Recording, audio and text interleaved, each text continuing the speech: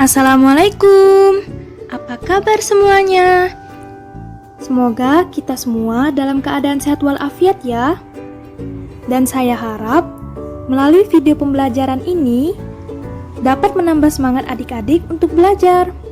Semoga materi yang disampaikan dapat dengan mudah dipahami dan bermanfaat. Nah, selamat menyaksikan. Baiklah, sekarang kita akan belajar tema 1, indahnya kebersamaan. Subtema 2, kebersamaan dalam keberagaman. Pembelajaran 1. Adapun tujuan dari pembelajaran ini yaitu 1. Setelah membaca, diharapkan siswa mampu mengidentifikasi gagasan pokok dan gagasan pendukung setiap paragraf dari teks tulis dengan mandiri. Kedua, siswa diharapkan mampu menjelaskan proses terjadinya bunyi dari sumber bunyi hingga ke indera pendengaran dengan mulut.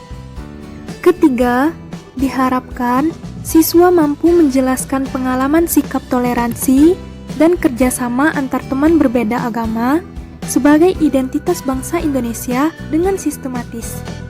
Sekarang, kita akan belajar tentang menjalin kebersamaan dalam keberagaman agama.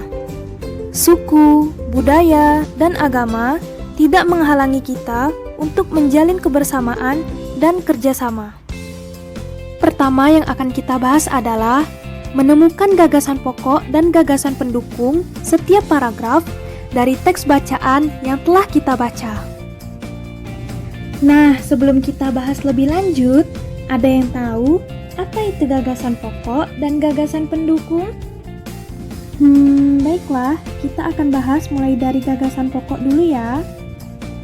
Gagasan pokok merupakan ide utama yang dibahas dalam suatu bacaan.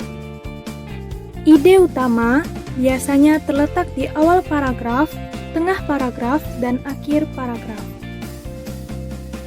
Sedangkan gagasan pendukung merupakan gagasan yang menjelaskan gagasan utama yang terletak dalam kalimat utama atau uraian atau tambahan informasi untuk gagasan pokok. Yuk kita baca bersama-sama teks bacaan berikut untuk menemukan gagasan pokok dan gagasan pendukungnya. Kita mulai dari paragraf 1 ya. Bekerja sama dalam keberagaman.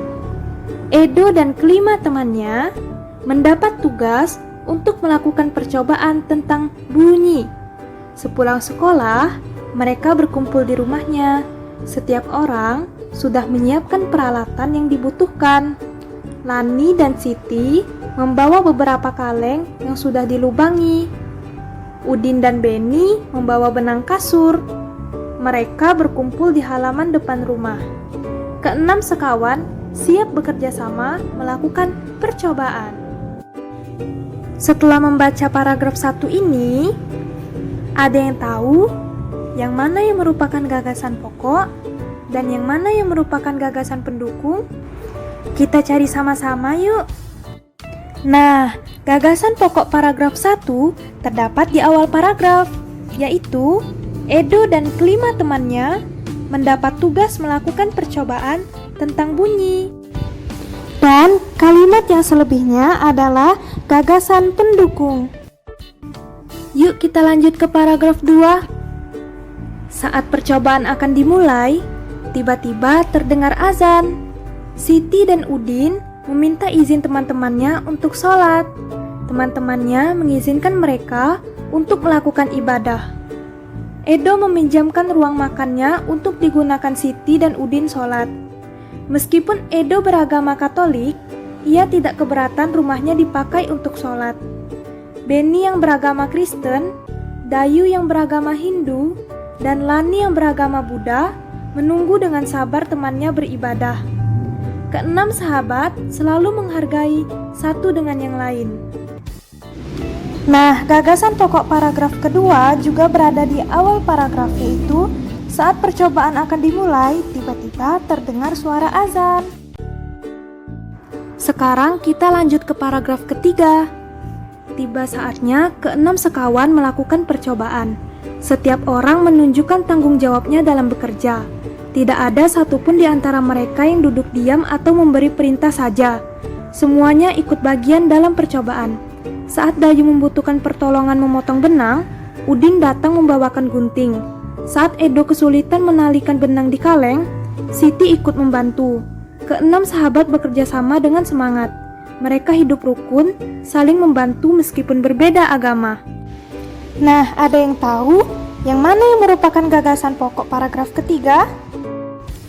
Nah, gagasan pokok paragraf ketiga adalah tiba saatnya keenam sekawan melakukan percobaan.